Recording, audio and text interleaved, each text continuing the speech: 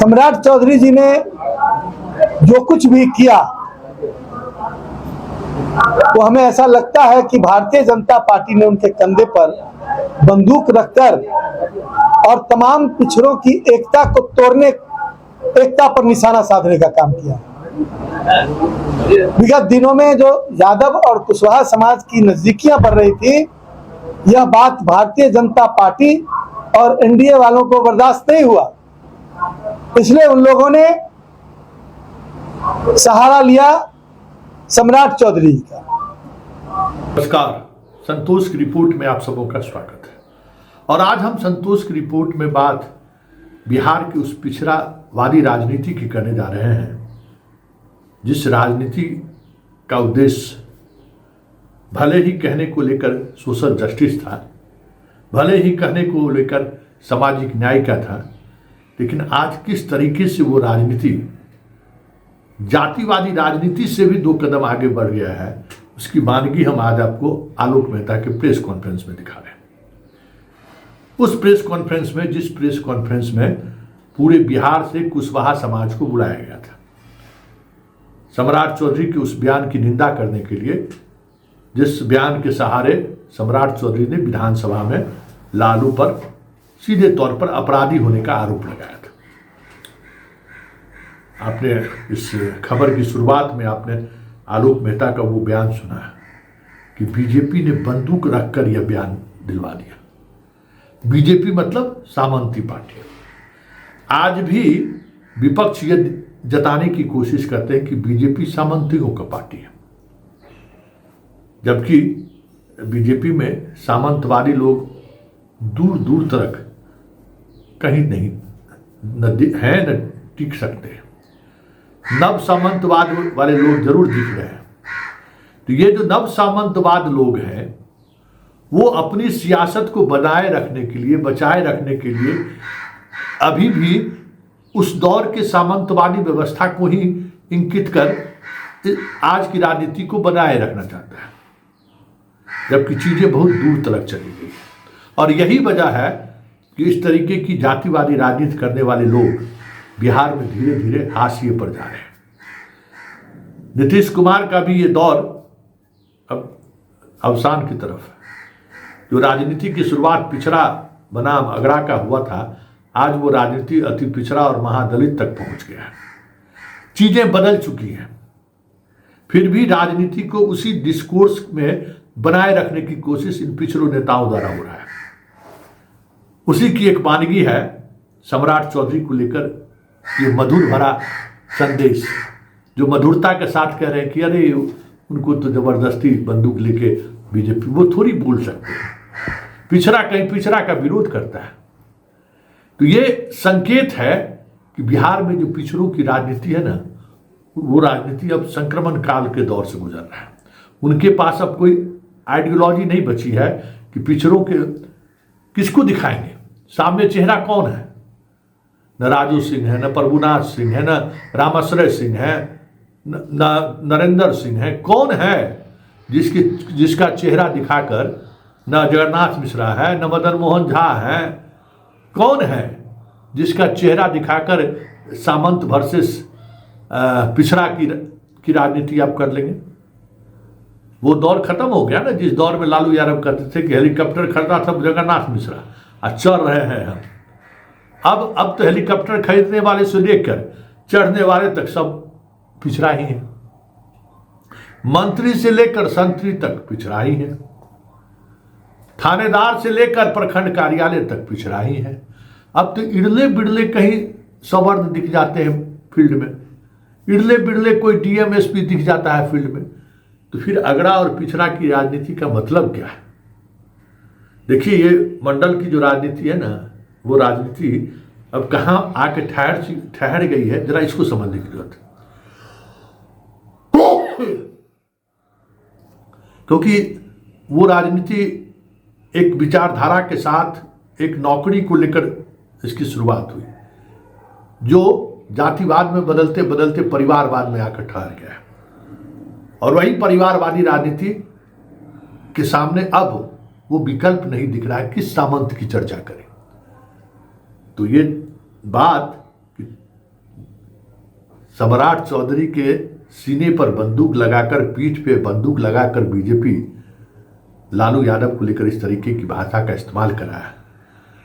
वही सामंतवाद का जो पुराना चेहरा है ना, वही सामंतवाद का जो पुराना डिस्कोर्स है, उस डिस्कोर्स को अभी भी आरजेडी बनाए रखना चाहता है, जबकि चीज़ें बहुत दूर तक चली गई। वैसे पिछड़ों की राजनीति या पिछड़ों की व्यथा अगर समझनी हो तो आलोक मेहता की उस पूरे प्रेस कॉन्फ्रेंस को जरा गौर से सुनिए। बहुत कुछ समझ में आएगा कि पिछड़ा राजनीति जो त्रिकोण कहते थे ना, तीन मूर्ति कहते थे ना, वो सारी चीज़ें खत्म हो चुकी है। जगदेव प्रसाद की वो सियासत खत्म हो चुकी, बहुत दूर चला गया है वो चीज़ें।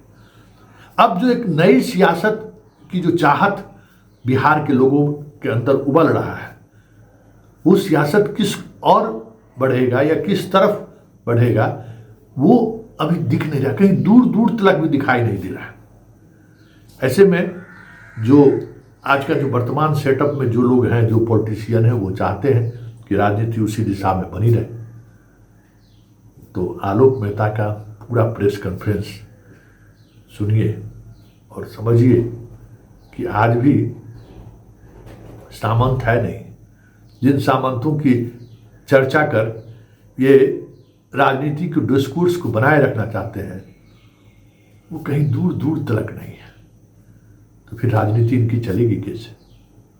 जरा सुनिए और समझिए कि राजनीति, आज की राजनीति किस दौर से गुजर रहा है और उस राजनीति में क्या बेहतर विकल्प हो सकता है, बिहार में क्या परिवर्तन हो सकता है, इसकी सारी संभावनाएं आलोक मेहता की इस प्रेस कॉन्फ्रेंस में समझा जा सकता है।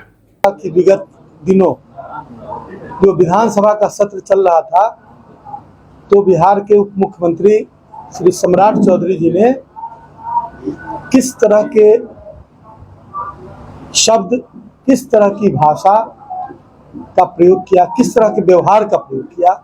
माननीय नेता प्रतिपक्ष श्री तेजस्वी प्रसाद यादव जी, देश के सामाजिक न्याय के सबसे बड़े नेता और बिहार की धरती पर जगदेव और अंबेडकर के विचार को उतारने वाले माननीय लालू प्रसाद जी के प्रति और उनके पूरे परिवार के प्रति उनकी जो टिप्पणी थी, उनकी जो भाषा थी, उनका जो व्यवहार था, वह उसकी हम पूरा समाज आज यहाँ पर बैठा हुआ है। बिहार के हर जिले से आए हुए कुशवाहा समाज के जनप्रतिनिधि, विधानसभा के सदस्य, पूर्व सदस्य, लोकसभा के पूर्व सदस्य और पूर्व मंत्री यहाँ उपस्थित हैं। तमाम लोगों की उपस्थिति में सारे लोगों ने सम्राट चौधरी जी के इस व्यवहार की तीखी भर्त्सना की है और निंदा की है। इस बैठक में बिहार के तमाम जगहों से आए हुए लोगों ने अपने अपने विचार व्यक्त किए और विचारों में इन सब लोगों ने एकजुटता का भाव प्रदर्शित किया कि हम सब लोग इंडिया गठबंधन के प्रति समर्पित हैं। माननीय लालू प्रसाद यादव जी को सब लोग याद कर रहे हैं कि कैसे उन्होंने बिहार की धरती पर और देश में सामाजिक न्याय को धरती पर लागू किया, जिससे समाज के पिछड़े वर्ग, दलित वर्ग, शोषित वर्गों को राहत मिली सामंती ताकतों से, और कैसे जगदेव बाबू के सपनों को पूरा किया, जगदेव बाबू को राजकीय सम्मान देने का काम किया, जिसको वो तमाम फिरकापरस्त और सामंतवादी ताकतों ने उनको आतंकवादी घोषित कर दिया था। लालू प्रसाद जी ने उनकी मूर्ति की स्थापना पटना के प्रमुख चौराहे से लेकर और जहानाबाद के हॉस्पिटल का नाम बदलकर और जगदेव बाबू के नाम पर रखा और कई तरह के संस्थानों को उन्होंने प्रमोट किया। आज हम ये जगदेव बाबू के विचार पुत्र के रूप में पूरा समाज लालू प्रसाद जी को जानता है और सम्राट चौधरी जी ने जो कुछ भी किया तो हमें ऐसा लगता है कि भारतीय जनता पार्टी ने उनके कंधे पर बंदूक रखकर और तमाम पिछड़ों की एकता को तोड़ने, एकता पर निशाना साधने का काम किया। विगत दिनों में जो यादव और कुशवाहा समाज की नजदीकियां बढ़ रही थी, यह बात भारतीय जनता पार्टी और एनडीए वालों को बर्दाश्त नहीं हुआ। इसलिए उन लोगों ने सहारा लिया सम्राट चौधरी का और ऐसी स्थिति बनाने की कोशिश की कि जैसे यादव और कुशवाहा समुदाय में टकराव हो जाए। लेकिन कुशवाहा समाज उतना सुसुप्त नहीं है। कुशवाहा समाज बिहार में जागृत है और कुशवाहा समाज ने इसको संज्ञान में लिया और उसकी तीखी भर्त्सना चारों तरफ हो रही है। चारों तरफ से लोगों के द्वारा जो संदेश आए हैं, किसी ने उसकी सराहना नहीं की। मोदी के व्यवहार की सराहना की गई, जिन्होंने संयमन का एक परिचय दिया। एक मैच्योर्ड पॉलिटिशियन की तरह उन्होंने अपने पक्ष को रखा और संयमित होकर उन्होंने एक भावी मुख्यमंत्री का जो एक व्यवहार और स्वभाव होना चाहिए, उस रूप में अपने आप को पेश किया। इसलिए कुशवाहा समाज जो आज यहाँ एकत्रित है, सारे लोगों ने मिलकर 2 प्रस्ताव पारित किए हैं। एक पारित किए हैं कि सम्राट चौधरी जी ने चाहे जिस किसी के कहने पर या जिस स्वार्थ में, कुर्सी के स्वार्थ में उन्होंने जो व्यवहार किया तेजस्वी प्रसाद यादव और लालू प्रसाद जी के परिवार के प्रति, उस व्यवहार के लिए यहाँ निंदा प्रस्ताव हम सब लोगों ने पारित किया है सर्वसम्मति से, एक मत होकर। और दूसरा प्रस्ताव यह है कि बिहार में जब कभी भी या देश में जब कभी भी समाज के छूटे हुए लोगों पर कब्जा करने की कोशिश होती है, उनके अधिकारों को, बहुसंख्यकों को हाशिए पर रखा जाता है, तब तक परिस्थितियां पैदा होती है और बहुसंख्यक एकजुट होते हैं। एक त्रिवेणी संघ का प्रयोग जगदेव बाबू के नेतृत्व में 60 के दशक में किया गया था और उसमें समाज के 3 समाज के लोग एकजुट हुए थे और उसका रिजल्ट हुआ था कि बिहार में सम्मिलित सरकारें बनी थी। आज समय फिर से आ गया है।